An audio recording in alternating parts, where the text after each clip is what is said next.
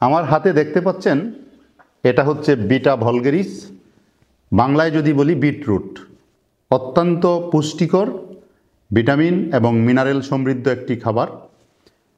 আমরা বাজার থেকে যদি বিটরুট কিনে খাই তাহলে আমরা যে যে উপকারগুলি পাবো তার মধ্যে রয়েছে আপনার রক্ত স্বল্পতার কাজ করবে, যেহেতু প্রচুর পরিমাণে আয়রন আছে, অ্যান্টিঅক্সিডেন্ট আছে, এর মধ্যে ভিটামিন B6 আছে, আপনার স্নায়ুতন্ত্রের উন্নতি ঘটাবে।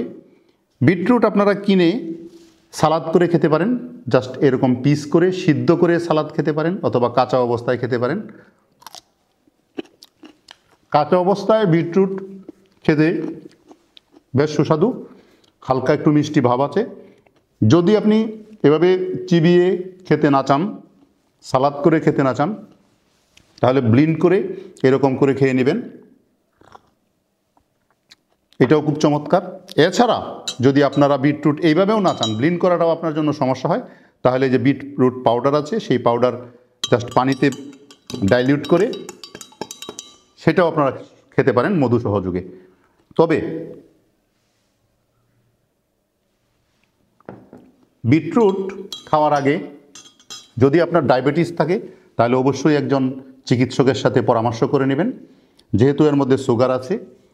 বিটরুট আমাদের মানবদেহের জন্য অত্যন্ত উপকারী একটি সবজি বা ভেজিটেবল। সুতরাং আমাদের দেশে আমাদের যারা আছি, আমরা বিশেষ করে গ্রামেগঞ্জে শহরে যে যেখানে বসবাস করি, বিটরুট খাওয়ার অভ্যাস করুন। সালাদের সাথে প্রতিদিন আপনার টেবিলে বিটরুট রাখুন। বিটরুট আপনার স্বাস্থ্যের জন্য অত্যন্ত প্রয়োজনীয় একটা ভেজিটেবল।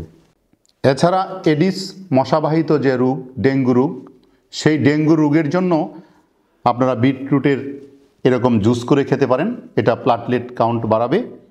বিটরুট এইরকম একটা উপকারী ভেজিটেবল যেটা আমাদের দেশে খুব সহজলভ্য এবং এই যে শীতের সময় প্রচুর পরিমাণে জন্মে, আপনারা চাইলে সেটা খেতে পারেন সালাদের সাথে, অথবা জুস করে, অথবা পাউডার। তাহলে আপনার স্বাস্থ্যের জন্য এবং আমাদের দেশের অনেক মানুষ আছেন যারা বিভিন্ন স্বাস্থ্য সমস্যায় ভোগেন, তাদের জন্য অনেক উপকারী হবে।